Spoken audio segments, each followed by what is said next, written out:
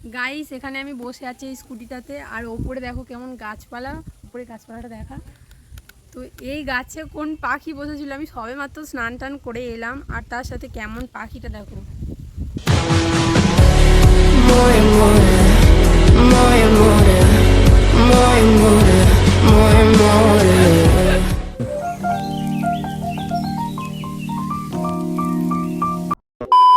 Guys welcome back to my channel Piruz blog. তোমরা সকলে কেমন আছো? আশা করি সকলে খুব ভালো আছে, আমিও বেশ ভালোই আছি। তো আজকে হলো পুজো, তো আজকে হলো বিপত্তারিণী পুজো। তো সেই কারণে রেডি হয়ে সকাল সকাল চলে এসেছি পুজো দেওয়ার জন্য, আর মারা সবাই পুজোতে বসে গিয়েছে। তো দেখাচ্ছি তোমাদের সব কিছু। এদিকে আমি আর বোন দুজনে রয়েছি, আর বাকিরা সবাই পুজো করছে। তো আমরা একটু ঘুরছি আর কি। আর এখন প্রায় 11টা মতো বাজে, এখনও কিছু খাওয়াই হয়নি, কারণ আজকে লেট করে ঘুম থেকে উঠেছি আর কি। তো চলো আজকে সারাদিন কী কী করছি সব কিছু তোমাদের সাথে শেয়ার করছি। আপাতত এখানে এখন একটু রেস্ট করি, কারণ আজকে প্রচণ্ড গরম পড়েছে, আর পুরো ঘেমে গিয়েছি। সবেমাত্র স্নান করেছি, তাও পুরো ঘেমে গিয়েছি। তো চলো দেখাচ্ছি সব কিছু। তো তোমাদেরকে যেমনটা বললাম যে মায়েরা সবাই পুজো করতে বসে গিয়েছে। তো এদিকে দেখো কত লোক হয়েছে। তো আমাদের এখানে যে ব্রাহ্মণ ঠাকুর আছে তাদের বাড়িতে এই পুজোটা হয়। তো আমার দিদাদের বাড়ি এই পুজোটা হয় না, তো সেই কারণে আমাদের বাড়ি থেকে কাছাকাছি ওখানে গিয়েই সবাই পুজো দিচ্ছে। আর এদিকে আমার দিদা, মাসি, মা, বোন সবাই মিলে বসে গিয়েছে পুজো দেওয়ার জন্য। আর আমরা তো বাইরে একটু ঘুরছিলাম, কারণ আমরা অনেক লেট করে এসেছি, ওরা সবাই পুজোতে বসে গিয়েছে, তাই ভাবলাম আজকে আর থাক, পুজোটা করব না। তো ওরা পুজোটা করুক, আমরা ততক্ষণ বাইরে গিয়ে একটু ওয়েট করি, দেখি কতক্ষণে পুজোটা হয়। সেখানে আমি বসে আছি এই স্কুটিটাতে, আর ওপরে দেখো কেমন গাছপালা, উপরে গাছপালাটা দেখা। তো এই গাছে কোন পাখি বসেছিল, আমি সবে মাত্র স্নান টান করে এলাম, আর তার সাথে কেমন পাখিটা দেখো।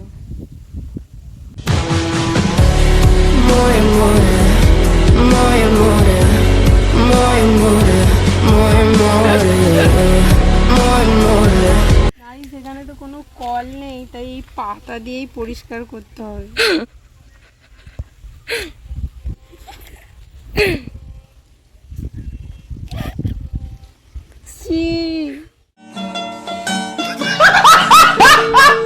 তারপরে একটা দাদু এসেছিলো, এই দাদুটা আর কি ভিডিও করছিলাম বলে বলল যে দেখি একটু আমাকেও একটু ভিডিও কর।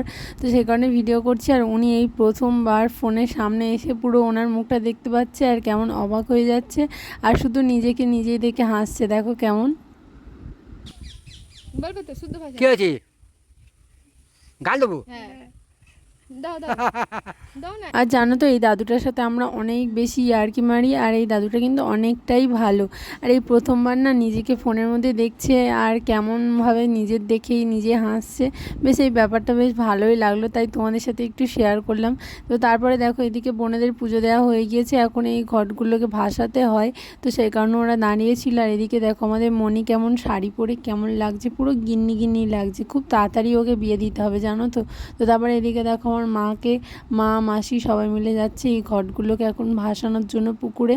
তো এখানে অনেকটা দূরেই পুকুর ছিল, তো সেখানে গিয়ে এখন সবাই মিলে ভাসাতে যাচ্ছে। তো এদিকে মায়েদের পুজো একটু বাকি ছিল, তো সেই কারণে আমি আর রোদে দাঁড়িয়ে থাকতে পারছিলাম না, প্রচণ্ড পরিমাণে গরম হচ্ছিল বলে সেই কারণে ভাবলাম যে এবার বাড়ি চলে যাই। আর সেই টাইমে আমার দাদুভাইও অফিস থেকে চলে আসছিল, তো সেই কারণে দাদুভাইয়ের সঙ্গে আমি একেবারে বাড়ি চলে এসেছি, আর ছিলাম না ওখানটাতে। মায়েরা পুজো দিয়ে তারপর বাড়ি এসেছিল, আর আমি যেহেতু সকাল থেকে কিছু খাইনি, তাই প্রচণ্ড জোরে খিদে পেয়ে গিয়েছিল। বাড়িতে এসেই লুচি, আলুর দম, সুজি খেয়ে নিয়েছিলাম, আর সকাল সকাল সমস্ত খাবার বানিয়ে রেখে দিয়েই তবে গিয়েছিল সবাই। তো এইদিকে দেখো মায়েদের পুজো হয়ে গিয়েছে, আর আমার যেহেতু স্নান করা হয়ে গিয়েছিল, তো মা এসে আমার হাতে ডুরিটা বেঁধে দিল।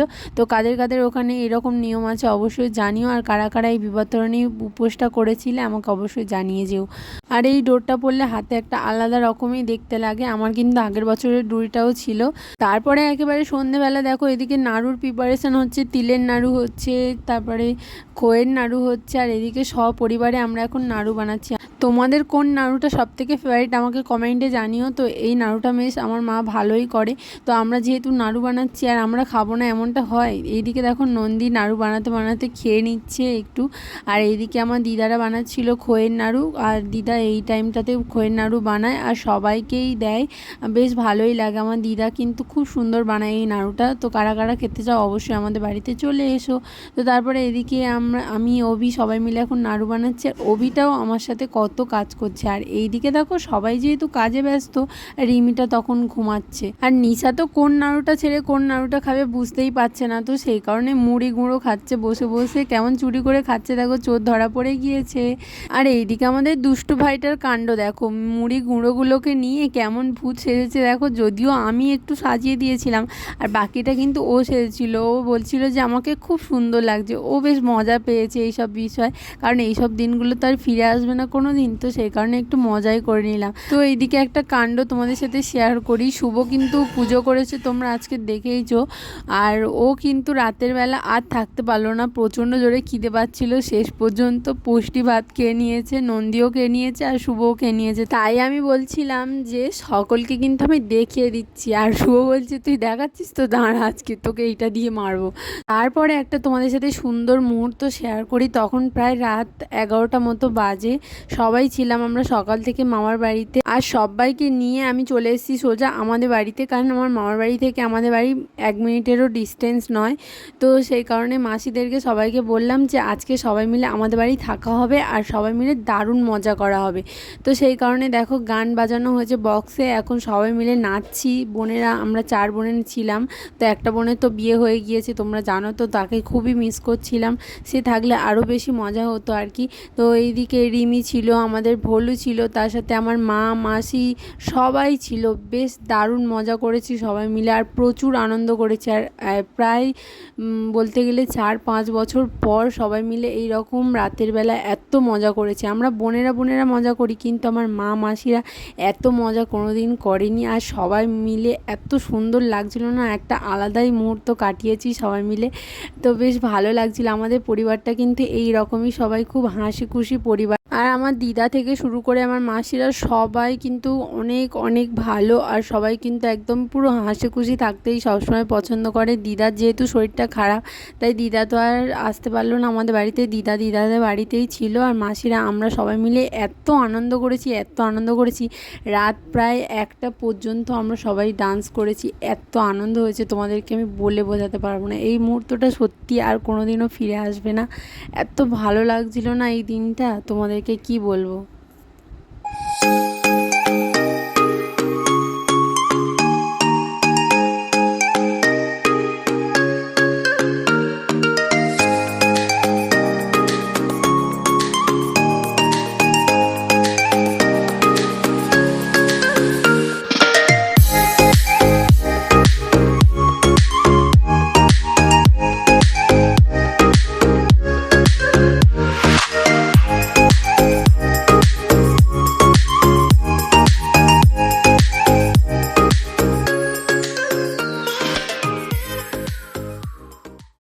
গাইস তখন বাজে প্রায় রাত 3টের সময়, আমরা তখনও পর্যন্ত জেগেছিলাম আর গল্প করছিলাম সবাই মিলে। আর এইদিকে দেখো নন্দী ঘুমিয়ে পড়েছে, সে কেমনভাবে ঘুমায় তোমরাই শুধু দেখো, আমরা তো হাসতে হাসতে পুরো পাগল হয়ে যাচ্ছিলাম।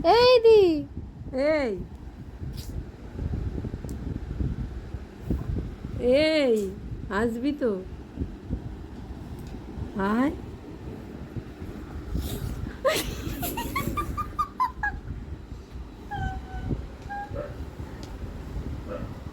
কোথায় যাচ্ছে বেবে?